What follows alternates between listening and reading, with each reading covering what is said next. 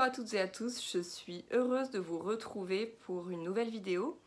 Et cette fois, je vous représente un tarot, le tarot de verre, voilà, de Elisabetta Trevisan. C'est un tarot que j'adore, que je trouve très beau. En anglais, on le trouve sous le nom de Crystal Tarot. Et donc, on retrouve, voilà, c'est tout de suite le ton du jeu sur la boîte, les images si belles qu'on va retrouver vraiment dans le jeu. Et donc il est vendu dans une boîte en carton vraiment basique, hein, celle qu'on trouve dans la plupart des jeux de tarot qui ne sont pas vendus en coffret, qui ne sont pas des éditions collector comme on a pu le voir avec les éditions Il Meneghello par exemple. Et voilà, tout ce que je peux... Enfin, moi, j'aime bien ce genre de boîte, c'est pratique, facile à transporter. Le seul truc qui me plaît pas forcément, c'est les codes barres en dessous, voilà. Ça fait des ombres de forme qui sont pas top pour le jeu. Après, c'est vrai que je conseille toujours de mettre le jeu dans une trousse, enfin dans une pochette. Mais voilà, c'est quand même toujours sympa de garder la boîte aussi, donc voilà, ça dépend un peu de si c'est un tarot qu'on utilise tout le temps, tous les jours, et que vraiment c'est notre tarot de prédilection, comme moi par exemple mon tarot de Marseille, voilà, j'ai la boîte, je l'utilise jamais, je l'ai toujours dans une pochette, mais celui-ci, voilà, je vais plutôt avoir tendance à le garder dans son paquet d'origine. Donc le tarot de verre en fait est inspiré des peintures de Gustav Klimt, le peintre viennois, qui était un des plus grands représentants du mouvement culturel de l'Art Nouveau. Donc on retrouve un peu vraiment son style dedans. Elisabetta Trevisan a vraiment mis des couleurs très jolies. Et alors voilà, c'est vraiment un tarot que je recommande à fond. Voilà, alors dans le paquet, on a donc un petit livret que je vais vous présenter tout de suite. Et puis on a voilà, deux cartes un petit peu générales et puis le jeu en lui-même. Donc le livret qui est divisé en fait en 6 langues est plutôt bien fait, bon, assez bref. C'est vraiment les grandes lignes de chaque arcane majeur et de chaque arcane mineur. Je ne m'en sers pas vraiment. Et puis on a aussi une description, enfin une présentation du tarot en général et puis de ce tarot spécifiquement. Et puis il y a aussi à la fin, voilà, enfin on le voit dès le début en fait, il y a des formes de tirage. Voilà. Ensuite, on a deux cartes qui nous... Enfin, celui-ci, c'est pour...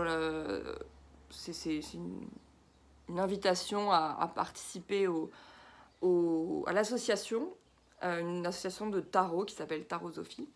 Et ici, voilà, c'est vraiment la carte de présentation du jeu. Et on voit maintenant le dos. Le dos que je trouve très beau. Voilà. Et finalement, donc, le jeu. Alors je vous le montrerai vraiment en détail dans la seconde partie de la vidéo. Ici c'est vraiment pour vous montrer brièvement le jeu, ses couleurs et la présentation des cartes. Voilà, donc comme vous pouvez le constater, on retrouve sur les arcanes majeurs le chiffre en chiffre romain. Et on a le nom de la carte qui est décliné en plusieurs langues directement en fait sur la carte. Voilà. Je sais pas, on voit pas très bien. Le Il Mato, The Fool, Der Narr, le fou, El Loco. Voilà. Donc ces cartes sont très belles. Elles changent du tarot de Marseille traditionnel tout en restant voilà, pas complètement différentes. Alors c'est surtout les couleurs, la mise en image en mode vitraux.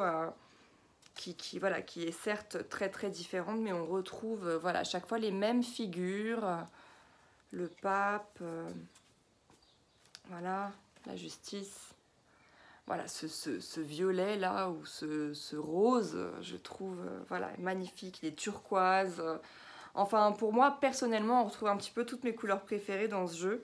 Regardez la force, elle est sublime. Voilà, on retrouve aussi le chapeau en 8 comme dans le tarot de Marseille, mais ici c'est vraiment plus le symbole de l'infini, beaucoup plus clairement dessiné, comme on peut retrouver d'ailleurs dans les Rider-Waite. Voilà, le pendu. Et puis voilà, ce que j'aime beaucoup dans ce tarot aussi, c'est les arcanes mineures. En fait, je trouve qu'elles sont... Si on n'a pas forcément envie d'étudier en profondeur la numérologie du tarot de Marseille pour chaque mineur, on peut utiliser des tarots qui sont beaucoup plus dessinés, en tout cas dans les arcanes mineures, qui ont plus de détails, qui ont des personnages parfois, ou pour justement utiliser un petit peu plus son intuition et apprendre comme ça en fait. Et ce tarot, je trouve aussi qu'il est plutôt bien fait pour ça.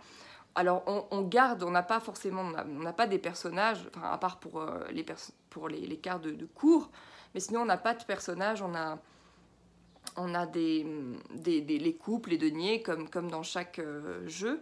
Mais voilà, on a quand même un petit peu plus d'éléments sur les cartes que sur un tarot de Marseille. Voilà, vous voyez toutes ces petites fleurs, ces différentes couleurs. On a des sortes de symboles à l'arrière, enfin des symboles, des figures. Voilà, ben ici, le valet de coupe, enfin le chevalier, oui le valet, non le valet. Donc voilà, je vous montre encore le 2 de denier qui est super beau. Et puis on passe à la seconde partie où vous aurez des photos du jeu pour pouvoir un petit peu plus le regarder. Voilà. Si vous avez des questions, n'hésitez pas à m'écrire comme d'habitude, les infos sont juste en dessous. Et voilà, je vous dis à très bientôt pour de nouvelles vidéos. Bye!